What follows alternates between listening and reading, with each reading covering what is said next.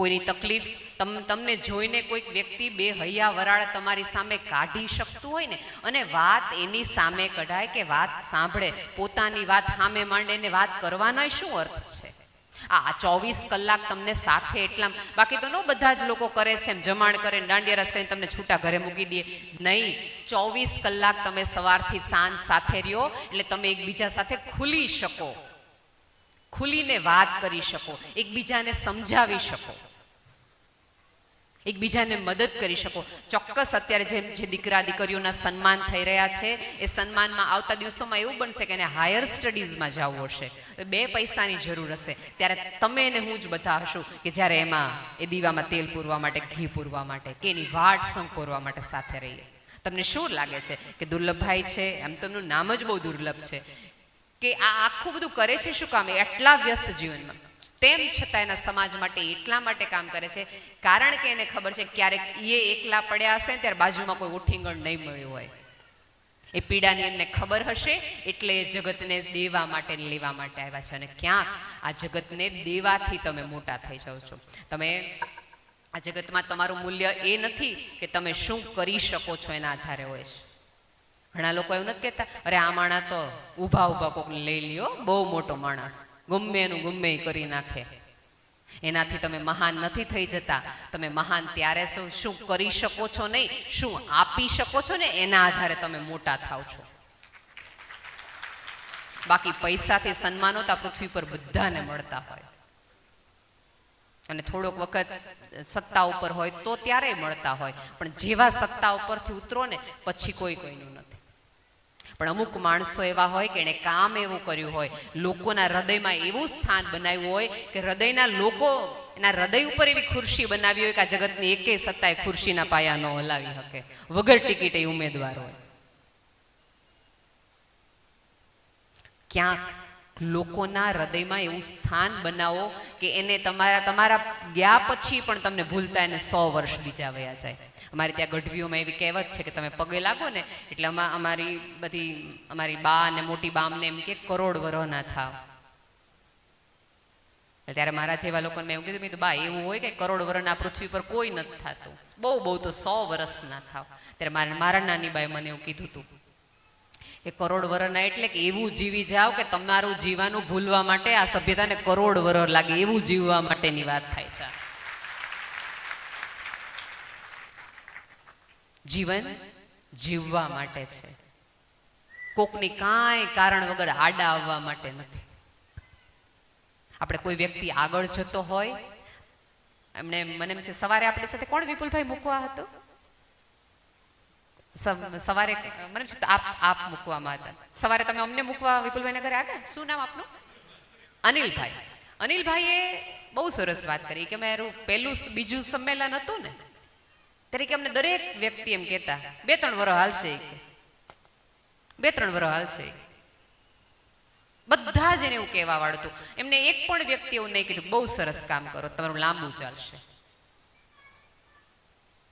એક બહુ સરસ મેં એવી સ્ટોરી વાંચી હતી કે એક છોકરો 8મા ધોરણમાં હતો અને એક છોકરો છે 10મા ધોરણમાં હતો. બે બહુ પાક્કા ભાઈ બહેન. અને આમ ગામનો કૂવો છે ને, ખુલ્લી વાવ હતી, ત્યાં આજુબાજુ બે રમતા હતા, મસ્તી કરતા હતા.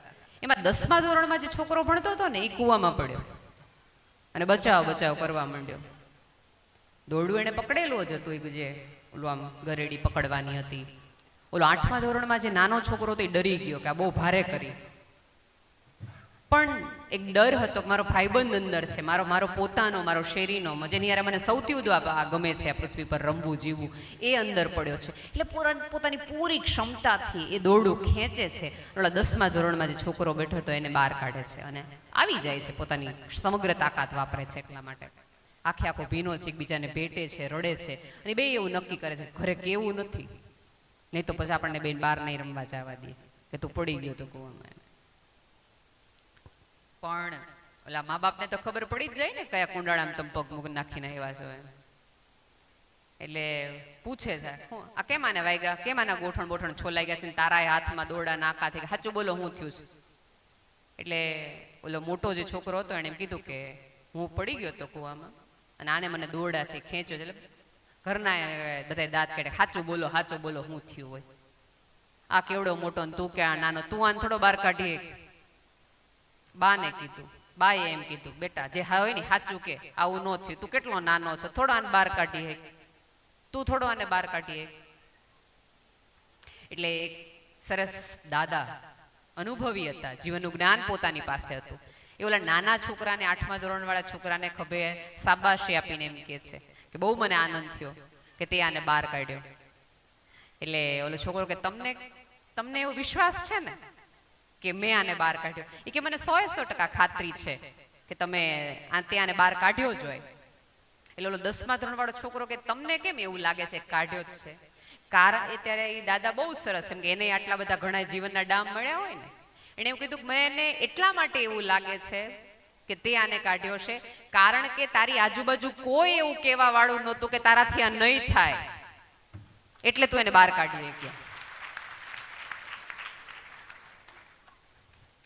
ક્યાંક ને ક્યાંક જ્યારે આવા સારા કામો કરો ને ત્યારે આવું બધા એમ કે 2 વર્ષ હાલશે પછી નહીં.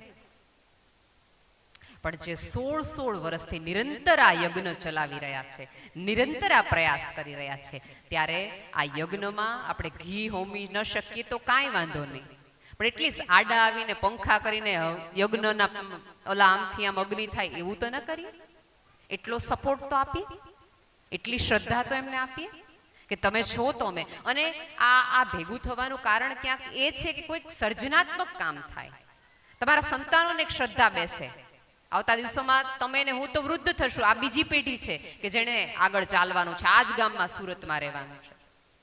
ત્યારે એને ખબર પડવી જોઈએ કે એના દાદા, એના વડવા કયા ગામમાંથી આવ્યા હતા. આ સુરત આપણું મૂળ ગામ નથી, આપણે ત્યાંના રૂટના છીએ. એને એની પરંપરાની ખબર પડવી જોઈએ, એના કુટુંબના, એના દાદીની, મામાની, કાકાની, અને પરિવાર તો એને જ કહેવાય કે જેમાં આ બધા જ લોકો હોય. અને ક્યાંક ને ક્યાંક સોરઠિયા પટેલ પરિવાર છે એ મોટો પરિવાર છે, બૃહદ, કે જે 4 જણામાં નહીં પણ 400 થી 500, 2,500 લોકોમાં વિસ્તૃત થતો પરિવાર છે, જ્યાં દરેક વૃદ્ધ એક દાદા છે અને દરેક દાદી બા છે એ દાદી બધાની છે. તમારા અનુભવનું ભાથું આપો, તમારા જીવતરની સમજ એકબીજાને આપો. જ્યાં કોઈક વ્યક્તિ અટકતું હોય તો એને લાથ આપો, કોકનો બોજ હોય તો કોકના કુલી બની જાઓ, કોકને ઉનાળો લાગતો હોય તો એની છત્રી બની જાઓ, કોક ચોમાસામાં હોય તો એને પોતાનું એક નાનું એવું ઓઠીંગણ આપો. આનાથી વધુ માણસ હોવાનો કોઈ બીજો ઉપરવાળાના મનમાં કશું છે જ નહીં.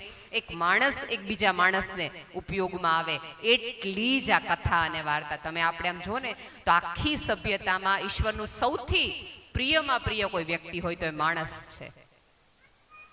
અને માણસ જ્યારે બુદ્ધિ આપે ત્યારે પહેલું એલું પૂછે, ભગવાન જેવું કઈ છે જ નહીં. જેનું સૌથી વધુ ઈશ્વરનું પ્રિય સંતાન એ માણસ છે. તમારા સંતાનોને ક્યાંક ક્યાંક થોડીક શ્રદ્ધા આપો. અત્યારે આ પૃથ્વી પર સૌથી વધુ દુકાળ હોય તો શ્રદ્ધાનો છે, કે ક્યાં જઈને તમે તમારી શ્રદ્ધાને, તમારી આસ્થાને રોપો, ક્યાં જઈને મૂકો. આ તમે માનો કે ન માનો, આ જાણે અજાણે આવા મંદિરો જ છે કે જે આ પરિવારોને, 2,500 પરિવારોને એક રાખવા માટેનો એક પ્રયાસ કરે છે. ક્યાંક એ પણ થાકતા હશે, ક્યાંક એ પણ હારતા હશે, ક્યાંક એ પણ મૂંઝાતા હશે, અને ક્યાંક એવી દલીલોમાં એમને એમ થતું હશે કે બધું બંધ કરી દેવું છે. પણ આ નાના છોકરાઓને જોઈને એમ થતું હશે કે અમે બંધ કરશું ને તો આવતા પેઢીને નહીં ખબર પડે કે આપણે ક્યાંના છીએ અને કોના છીએ. બસ આટલી જ કથા છે પોતાના હોવાની અને પોતાના કરવાની. એકબીજા સાથે જોડાયેલા રહો, પોતાના રૂટને ક્યારેય ન ભૂલો, શ્રદ્ધાના, આસ્થાના કેન્દ્રોને વિસ્તારિત કરો, અને તમે માણસ છો અને ઈશ્વરનું સૌથી પ્રિય સંતાન છો એટલું યાદ રાખીને કોઈકના હૃદયમાં પણ ઈશ્વર જોવાનો એક સાચો પ્રયાસ કરો. બાકી મૂર્તિમાં તો ઈશ્વર બધાને દેખાતો હોય છે, એક માણસમાં માણસ દેખાય એટલી જ આ કથા છે. આપ સૌને મારા પ્રણામ. ધન્યવાદ.